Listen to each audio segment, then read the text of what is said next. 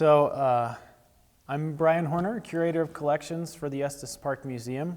We're here today at the Estes Park Museum, May 14th, 2015, with Tracy and Janet Hays. We're going to be talking to them about the flood of September of 2013. Can you please tell us your names and what you do here in Estes Park? I'm Tracy Hays. We own 3 businesses downtown on Elkhorn: Buckles of Estes, Toy Mountain, and Sportshound. And we've lived here, this is our 21st year.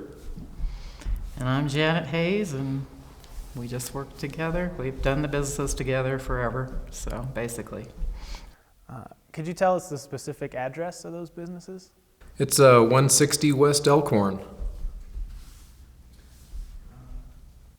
When did you realize that something big was happening? Well, I guess when I realized, we were sleeping, and it was probably about 4 in the morning, and we live on Fish Creek, right across from Fish Creek Road, and I kept hearing what I thought was all this traffic on Fish Creek Road. Well, Fish Creek is a really quiet road, and so I thought, that's really strange, what's going on? And enough to kind of wake me out of my sleep.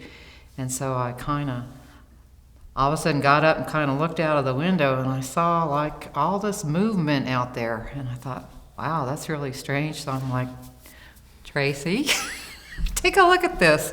And we could see across this little typical creek that we normally could just jump across, and it was all the way over to our house, and it looked like it was almost kind of up Halfway up his door. His garage door, yeah. So at that point, it was like, well, something's kind of different here, and something's maybe going to happen. So that's, I guess, kind of what we realized. What were some of the initial thoughts you had when you realized that this was kind of a big deal? Yeah, we'd prepared a little bit at our house. We didn't have enough material to board up all of the openings, but we put we tried to secure the openings from the ground up a couple of feet, and that helped out a little bit. The water was maybe 1.5 foot deep up against our house at the lowest part of it, but it kept most of the water out. We got about 2 inches of water in the house. Yeah, and I think initially we were just kind of hoping it wouldn't get to us. We were hoping that our house was just a little bit up from the stream, a bit of a slope up, and we just kind of kept hoping it would stay enough away that it wouldn't actually reach us. But slowly through time, kind of the realization set in that, yeah, it's going to get to us. Sort of a slow motion event. It kept getting a little higher, and we got, this is about as high as it can get, and it get a little higher, and it got higher than we thought. So you have a business in downtown Estes Park and a home along Fish Creek. At first, which were you more concerned about? Well, probably our home, because our home is full of stuff we've collected through our lifetime, and it doesn't have a lot of value to it, but it's priceless to us. The business is full of inventory we got a lot of money invested in it, but it's all replaceable. So our home was the priority. Yeah, and then at first, when after it was kind of flooding near our home, we did go downtown, and at that point the street was dry, really, or that's the way I remember it anyway. Sequences get a little mixed up, but I think at that point the street was still dry pretty much in front of our store. Down a block or two, it was really starting to flood down there, but it looked like it was kind of more where the stream meandered around and kind of came into that part of the town. And so we were kind of looking at it, but down by where the water wheel was, it was starting to kind of getting really close to the top there. And so really towards that late afternoon, we were kind of keeping an eye on it, and we knew it was going to start coming over the top, and that's when we started really worrying about the business. Yeah. By the time we decided maybe we should get some sandbags, it was probably 6 o'clock in the evening. So we went to the city shop to get sandbags, and there was no one there. There was somebody there. He said the crew went home because they'd been working since 5 that morning. And Yeah. he says, but I don't think that building's locked. It's just across the street. So we went across the street and filled our own sandbags and took them downtown to sandbag our shop. And on the third trip back to get sandbags, we don't have a truck, so we Yeah. could only haul 25 or 30 sandbags at a time. There was a young man there, and he informed us that we were stealing and trespassing on the city property. And we told him that we thought we didn't really care. So we had to do what we had to do, and you do what you need to do. And he finally realized that he went to school with our son. Yeah, I kind of looked at it and said, I He know thought it you was guys. he thought it was okay. And at that point, I think he did realize that, yeah, maybe this is kind of extraordinary A little more important circumstances. than rules. Yeah, so he helped us out a little bit, shone his lights on us and helped us. We were actually getting sandbags for ourselves, and then actually one of our neighboring shops, they were kind of in shock mode. They were just kind of standing out in front of their store looking at it like, What do we do? What do we do? And they also hadn't gotten sandbags since the water was kind of coming in late up at our end of the town. And I think they just didn't know what to do. They just were kind of standing there, and so we actually were taking some of our sandbags while they were watching it, putting it in front of their store. Yeah. Like, we you were guys in, need we to do were in something go here. mode, and they were in shock mode, so they Yeah. watched us sandbag their store in awe. Yeah, or something like that. Yeah, but in the meanwhile, we did get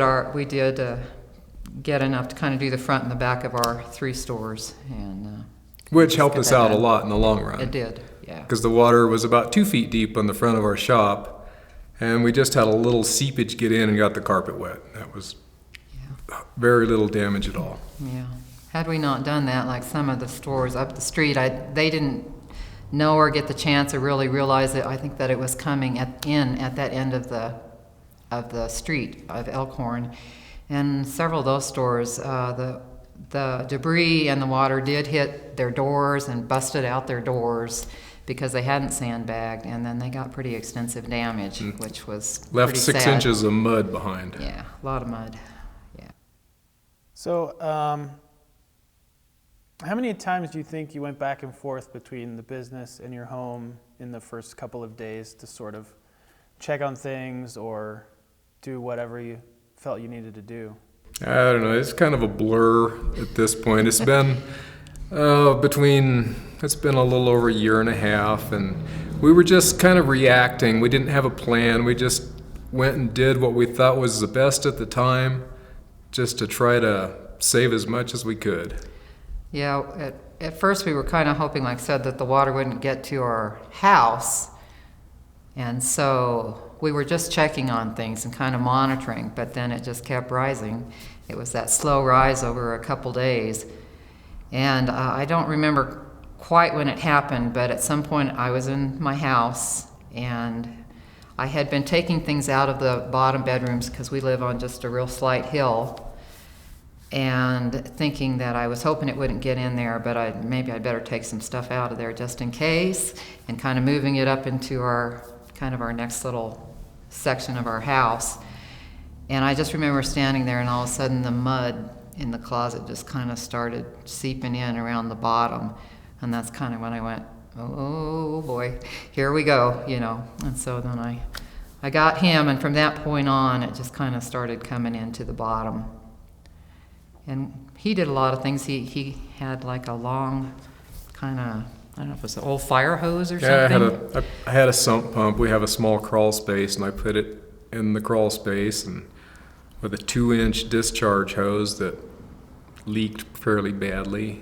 So I don't know, spilled out about as much water as I pumped out. So I don't know how much good that did, but Yeah. felt like we were making an effort at least. Yeah. Did you guys develop any kind of daily routine? Check on the house, check on the business, just certain No. times, or really? No specific routine. It was just, what seems to be the most important thing to do at that time. That's what we would do, and just try to take care of stuff. We laughed. One of the funnier things, because because we were getting so muddy, just kind of cleaning things out and trying to haul hoses to pump things out. And we were actually, trying to put stuff to block the creek, anything we could find really to block the creek from hitting our house. But you got real muddy. We were fortunate enough that we still had electricity, because I think by that point the water had gone out and the sewage had gone out. But we still had some electricity, and we were lucky enough we had a little hot tub in the back outside. So the way we took showers basically was that first day was, or first couple days was just getting in the hot tub, and it was pretty strange sitting there and then watching this flooding stream just going by while we were sitting out there just kind of watching it. Trying to relax in the hot tub, watching our life float away. Yeah, it was pretty different.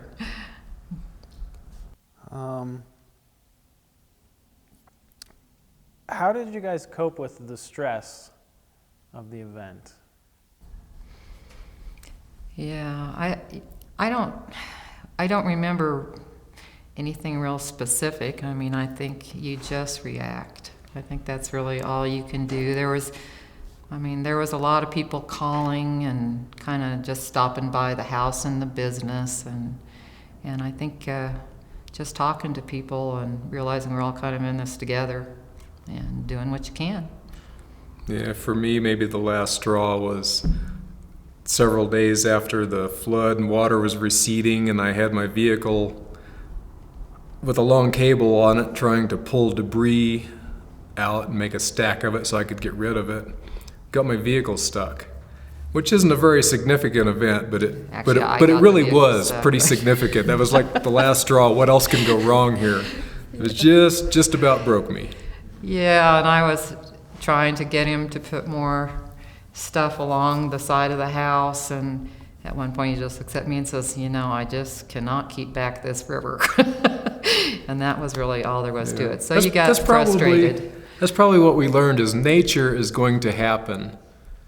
You can't change it. You kind of just got to let it happen, and then kind of deal with what, the cleanup and everything afterwards. Some of the things we did, definitely, had we not sandbagged our store, I think it would have been much, much worse as far as dealing with that. The house, there was only so much we could do. It was coming at us, and that was that.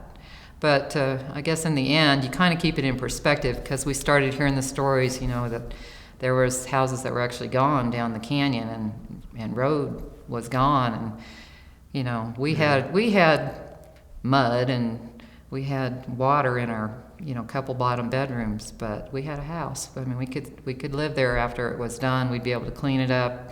We'd be okay, and we were personally okay. As our family, nobody was hurt, and that was the important thing. In hindsight, it was inconvenienced. Yeah. Could have been much worse. We feel pretty fortunate. We feel we were the lucky ones. Was your home affected by loss of some of the utilities? The sewer main washed out. The sewer was the big thing for everybody. And we were without water for several days. Not too long, but I think it was towards the end of November when they got the sewer hooked up, and it got pretty chilly hiking up the hill to the porta potty. That wasn't much fun. But everybody made it humorous. I think a lot of us remember where they were having the decorate the porta potty contests and things like that, just to try and lighten the mood a little bit. And then we ended up finding a camper, little portable thing that was very handy to have in our bathroom, so we didn't have to hike up the hill at midnight when when the time happened. So those kind of things became really handy. I think porta potties were a real commodity at that point in time. There was a lot of them around town. Yeah.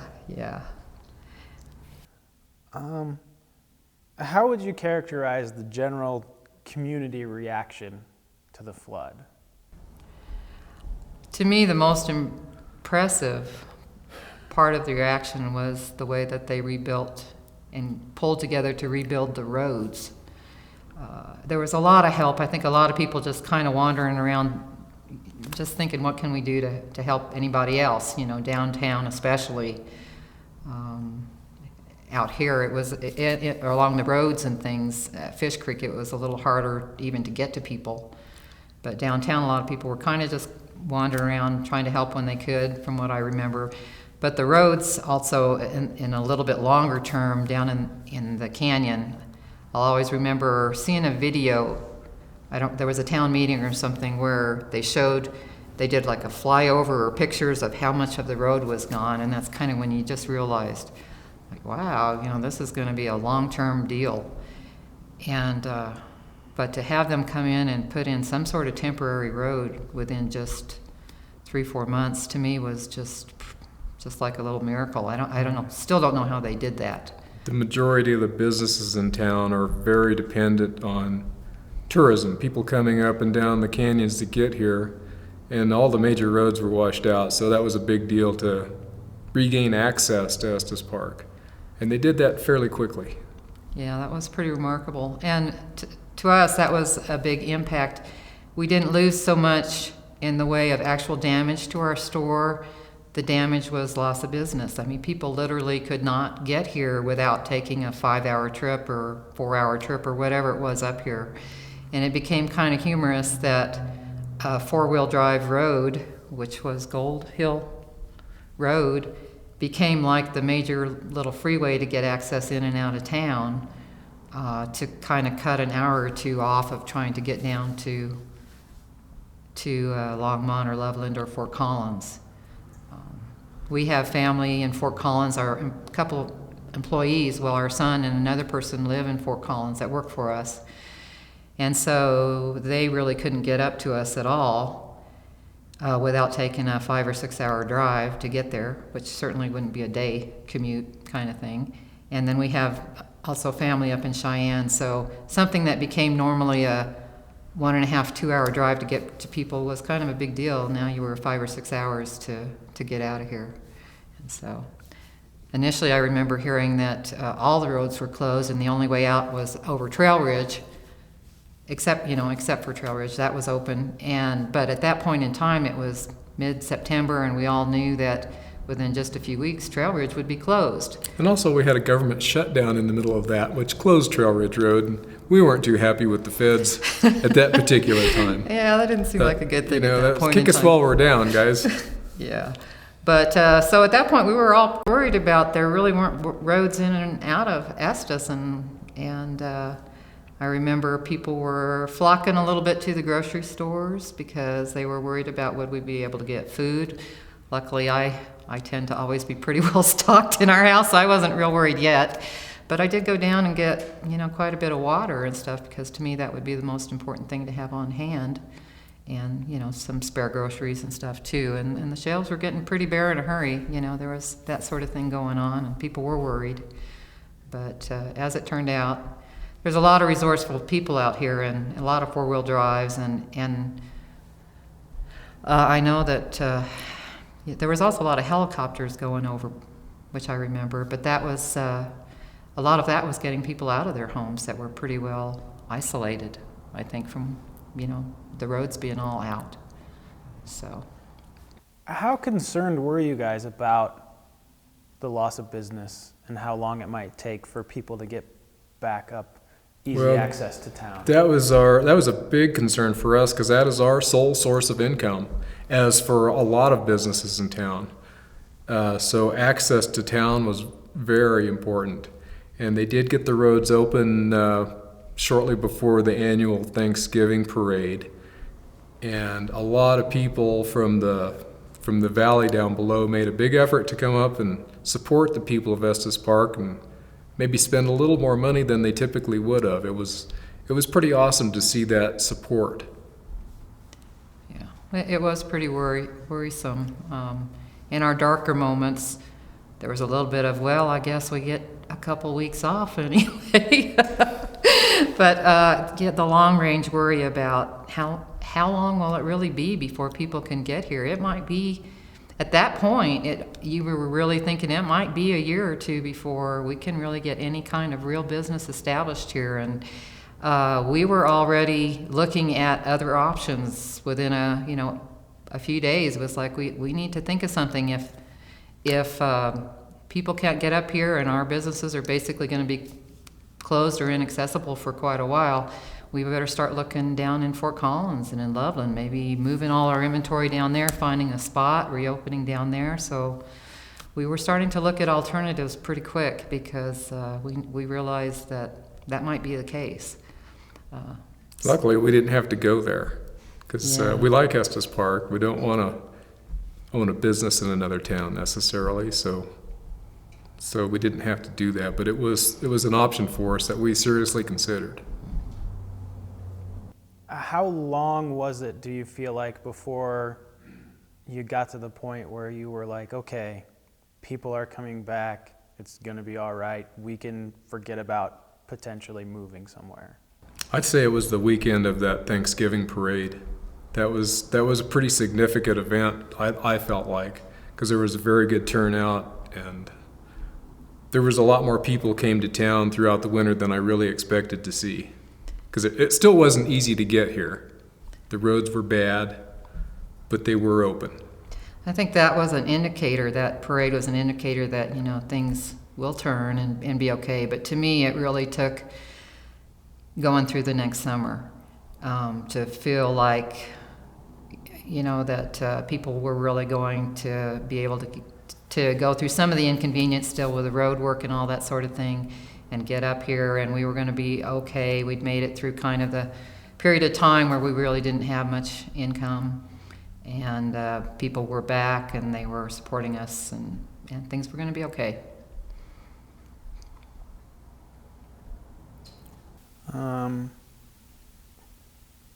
What are some of the short-term and long-term outcomes for you guys that have happened because of the flood? I don't know, short term, I would say just having less money than we were used to having. Long term is the devastation of all the vegetation around our home on the Fish Creek corridor. The willows are gone, the grass is gone, the trees are gone. It went from a green meadow area to, it looked like a moonscape, completely barren, and it's still pretty much like that where we are. Yeah, where we are, the road is still not fixed. The bridges are still out, and we're talking over a year and a half later. Pretty soon it'll be 2 years. There's still only temporary sewer. So I think it's definitely not it's the realization of this is a huge event, catastrophic, and it just takes, literally, it's going to be years. We talked to one of the people that's pretty In the know around the town, and he said, yeah, really, sewer probably won't be finished until it's probably still a year. And then it's going to be a total of 3 more years until the Fish Creek corridor is complete. Yeah, that's if they can get funding to kind of rebuild the creeks or landscape them. None of that is still anything I think that's secure at this point. It may just it may look like this for quite a ways to come, or quite a long time to come. And while there's construction, there's no point in trying to landscape because it'll just get destroyed the next time a tractor comes through to dig up a electric cable or a water line or whatever it is they're working on. So, and I don't expect any landscaping to take place until 2018. And then how long is it going to take the plants to grow? So it's going to be a long time before the vegetation is back. Yeah, it's kind of interesting. The downtown area is pretty well all spruced up. I mean, that is what the tourists see. That's kind of the face of the town. So I think there was a lot of attention on the downtown area. The Fish Creek area, the tourists don't go there. A lot of the homeowners are there. And it still looks very much like it did a few days after the flood. So there's a lot of work that still has to happen there, a lot of long-term impact. And that was kind of a surprise to me, actually, that a lot of that maybe didn't get handled a little sooner as far as putting in bridges or maybe some of the repairs along there. But it is what it is. How long did it take you guys to clean up what you needed to at both your home and your business after the rain sort of stopped and it was clear that things were going to be, it was clear that the water wasn't going to come up anymore? I'd say the shop, we had that taken care of within a week. And let's see, the flood was 2013, it's now 2015, we're still working at the house. But as far as immediate at the house, which was hard for us, our whole kind of crawl space area under the house was completely flooded. And that's where we had our boxes of kind of personal effects and stuff stored underneath there. That pretty much all got flooded. So he grabbed one of our little trailers, and we just started tossing stuff. And I was just like, I don't even want to look in there because I'll just get upset. I'm throwing out stuff from years. I did learn how to lay floor tile. No more carpet on the ground floor for me. Yeah, we're not going to have carpet in there because, man, that was nasty getting the carpet out of there when it got all flooded. But seeing that big old trailer full of all these memories and everything from our house, that was kind of hard. But that probably took about, we had that done within a week or so after the flood had actually happened.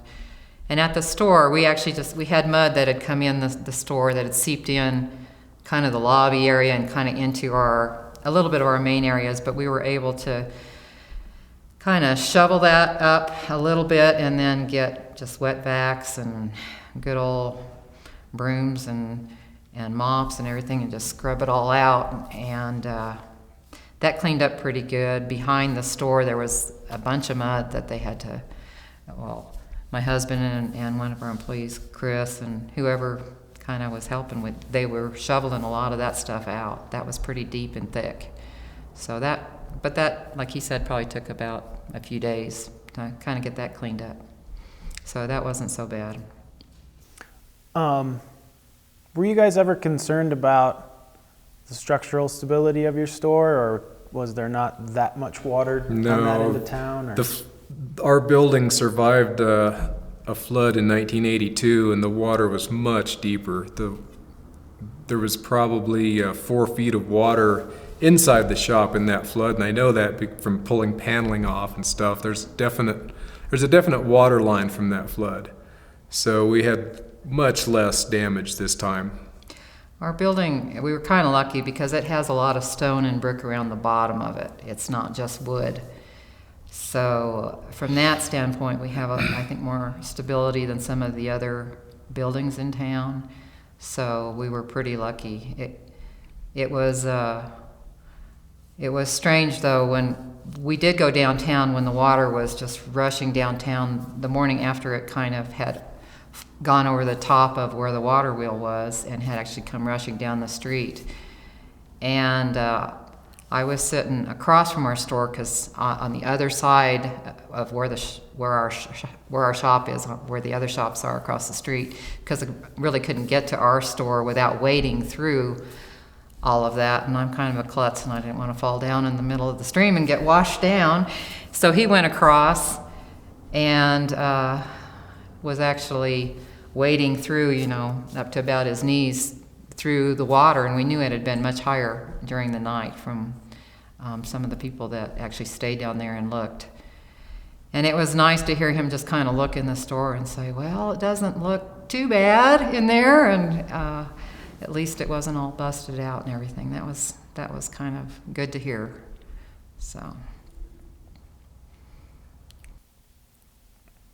What, were there a moment or what were some of the more positive moments for you guys during the flood? I think people downtown getting together and helping each other. There was an awful lot of that going on. And people that you don't normally see downtown, residents that they couldn't go to work for whatever reason, their business was closed. There was just people that we didn't even know pitching in to help anywhere and everywhere they could. And same thing at our home.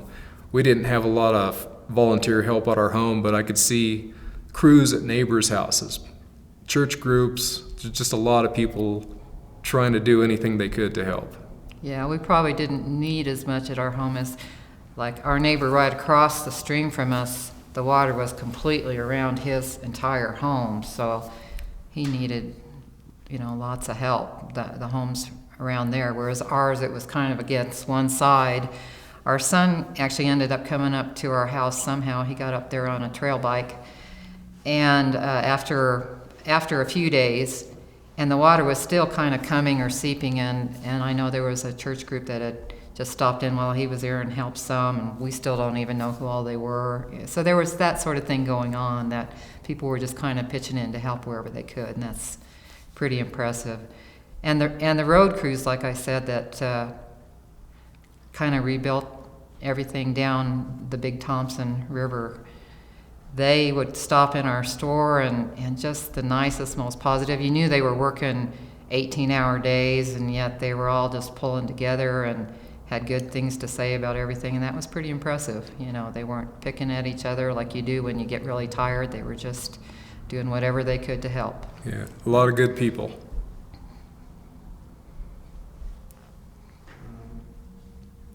Did you guys ever need or take the opportunity to just get out of town for a day, either shortly after or even while the roads were still closed? You just had to get out. Did you ever have an opportunity to do that, or? No, not really. We pretty much stuck around.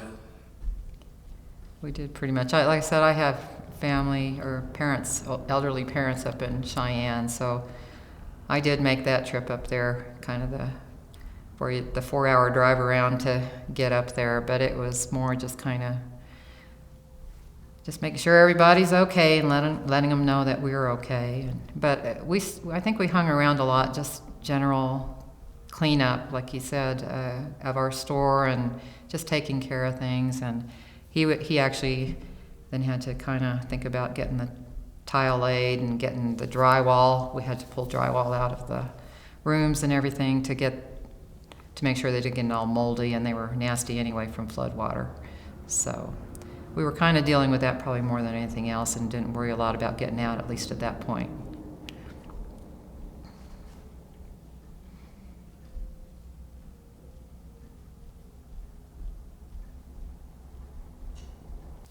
Is there anything else that you guys want to share, or anything? I think that's everything that I've got. Just hope. Hope it doesn't happen again. Yeah. Yeah, that was the big lesson I learned is, nature happens, and if it happens, it happens. You just try to deal with whatever it is you have to deal with. Yeah. And then it is good to see the good side of people and realize the most important things aren't really your material things. It's just, having the people around you and going on, like you hear a lot of times. But I think that's the most important thing. People pull together, and you do rebound, and we're still here. We're still going. The best things in life aren't things. Yeah. All right. Thanks so much. All right.